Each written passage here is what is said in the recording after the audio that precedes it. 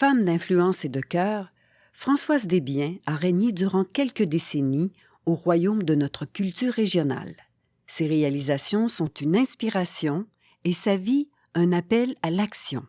Qui l'a connue se souvient que chacun de nous a la possibilité d'avoir un impact majeur sur son milieu et qu'il peut l'améliorer un projet à la fois. Cette discrète battante en était persuadée.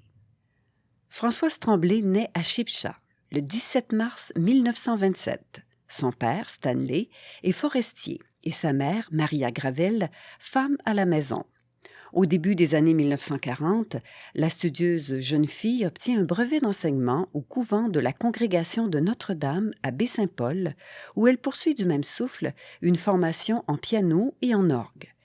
Fraîchement diplômée, elle revient dans son village natal pour y enseigner et devient organiste à l'église de Saint-Jean-Vianney.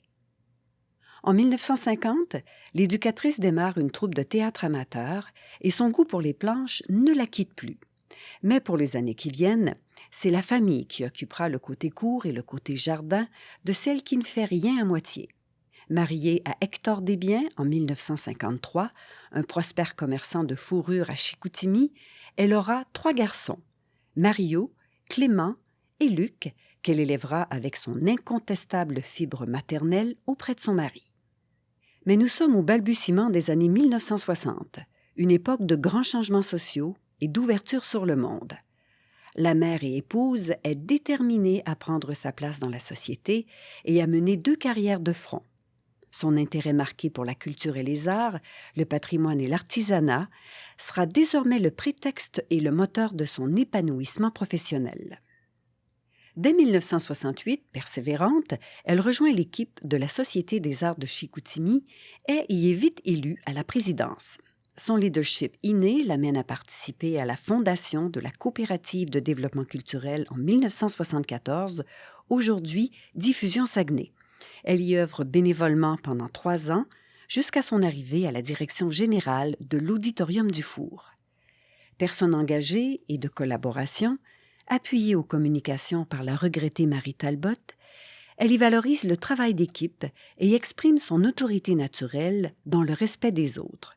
Elle contribue également à la création du réseau Accès, l'ancêtre de nos ressources actuelles que sont Rideau et Rosec.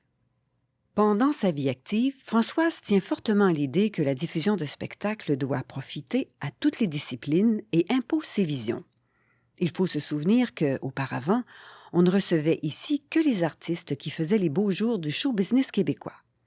Pour bien servir la clientèle de plus en plus nombreuse, elle convainc ses collègues de programmer au moins 4 pièces de théâtre et 2 spectacles de danse par saison. Parce que ces programmations ne s'autofinancent guère, la Robin des Bois de la jungle artistique utilise la venue de vedettes plus connues par le public pour balancer les budgets annuels et redonner aux moins nantis. Petit à petit, la coopérative parvient à dégager assez de profit pour payer les salaires de la directrice et de 7 autres travailleurs. On y emploie plus de 30 personnes à son départ à la retraite. Mais l'implication de cette femme de tête, et parfois opiniâtre, ne s'arrête pas là.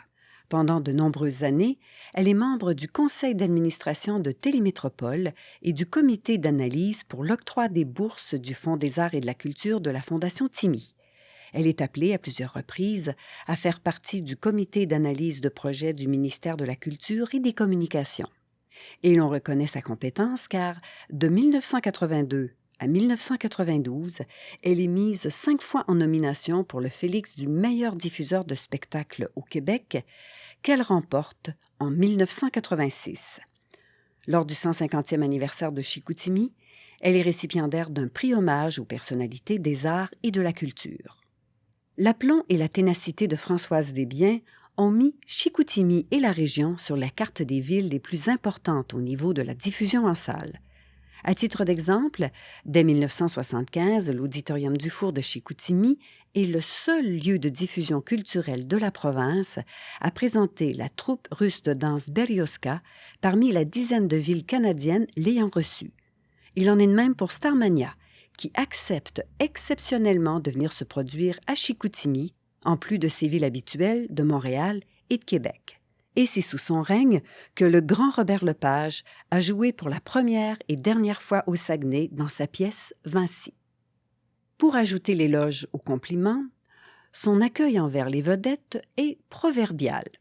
La plupart du temps, elle va les recevoir à leur descente d'avion, leur organise une tournée des médias et les amène prendre un verre après la soirée.